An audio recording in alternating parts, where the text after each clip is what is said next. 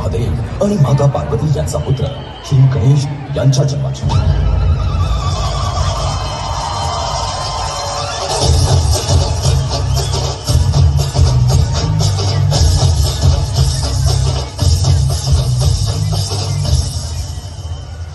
पुत्र गणेश, किती वेळ खेळणार? थोडा वेळ आई बरोबर सुद्धा घालव. माई माऊलीची माया, अनमोल माया, ऊन सावली सुखाची, ममतेची छाया तुला आठवतो, मनी साठवतो, दिसे आसवात ही तू मला. ए आई, तू भासे ठाई ठाई, ए आई, तू भासे ठाई ठाई, आई, खूप कंटाळा आलाय, मला एखादी गोष्ट सांग ना. पार्वती मातेने श्री गणेशाला एक अनोखी गोष्ट सांगण्याचं ठरवलं. ती म्हणजे त्याच्याच अर्थात श्री गणेश यांच्या जन्माची. सर्वांगी होता लेप चंदनाचा, मनी केला निर्धार त्यातून शिल्प रचण्याचा. पाहता पाहता एक सुंदर मनमोहक रूप रेखिले, माझ्या दिव्य शक्तीने त्यात मी प्राण फुंकिले. मातेने स्नानाला जाताना कुणालाही आत न येऊ देण्याची आज्ञा केली. अशा तऱ्हेने गणेश द्वारपाल म्हणून तिथे उभे राहिले आणि येणाऱ्या जाणाऱ्या प्रत्येकाला अडवू लागले.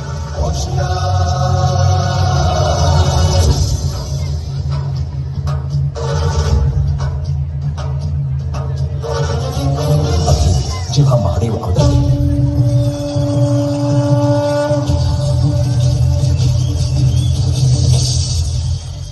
तेव्हा त्या बालकाने त्यांनाही आत जाण्यास मनाई केली. महादेवांनी आपली ओळख पटवून देण्याचा आणि त्याची समजूत काढण्याचा प्रयत्न केला, पण त्याचा काही केल्या उपयोग होईना.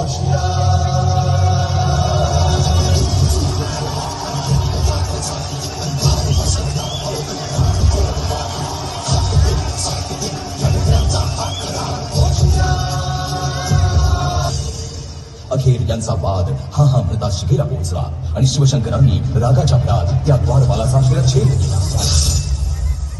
थोड्याच वेळात स्नान करून पार्वती तिथे आली आणि द्वारपालाचा शिरच्छेद पाहून ती संतापली. पुत्रवधाचा सूड घेईन मी, करून सगळ्यांचा विनाश. माझ्या पुत्राचे प्राण परत करा, तर करीन या सृष्टीचा सर्वनाश.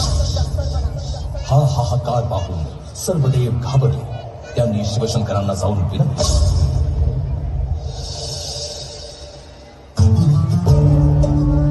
शिवशंकरांनी द्वारपालाचे शिर शोधण्याचा आदेश दिला.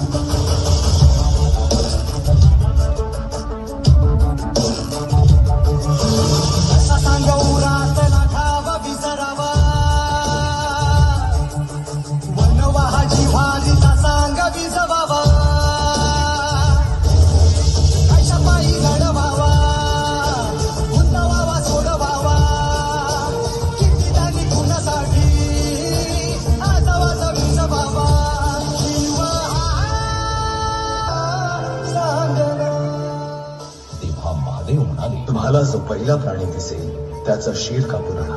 शिवगणांनी त्या आदेशाचे पालन केले आणि गजासुराचे शिर कापून आणले. महादेवांनी आपल्या मंत्रोच्चाराच्या सहाय्याने ते शिर त्या बालकाला लावलं आणि गजवदन रूपाचा जन्म झाला.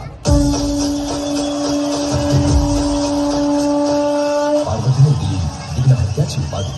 शिवशंकरांनी बनविले गणांचा अधिपती. 14 विद्या 64 कलांचा हा स्वामी, सर्वांचा लाडका गणपती. सिंदूर लाल चढ़ायो अच्छा गजमुख को, सोन लाल विराजे सुत गौरी हर को, हाथ लिए गुड़ लड्डू साई सुरवर को, महिमा कहे न जाए लागत हूँ पद को.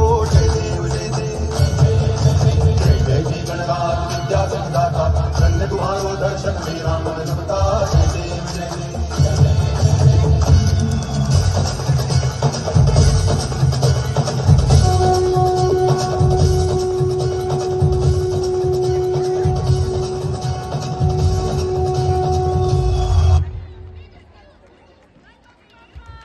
मोरया. किती छान, खूप सुंदर.